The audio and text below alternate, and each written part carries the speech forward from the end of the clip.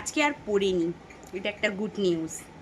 ঠিক আছে, কিন্তু হালকা এই যে কালকে যেখানে পুড়ে গেছিলো সেখানে হালকা তাপটা লাগছিল বলে, হালকা একটু জ্বালা করছিল বলে আবার অয়েনমেন্ট লাগিয়ে দিয়েছি।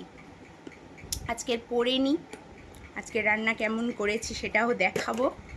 কালকে প্রচণ্ড জ্বালা করছিল বলে পারিনি, আর কালকের পুড়ে গেছে বলে আমার ভাই আমার জন্য অনেকগুলো আইসক্রিম এনেছে। 4টে না 5টা কৌটো। ঠিক আছে, দেখো বসে গেছি খেতে।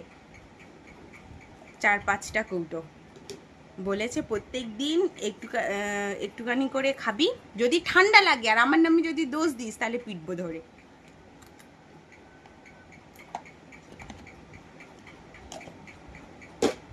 প্রচণ্ড ঠান্ডা,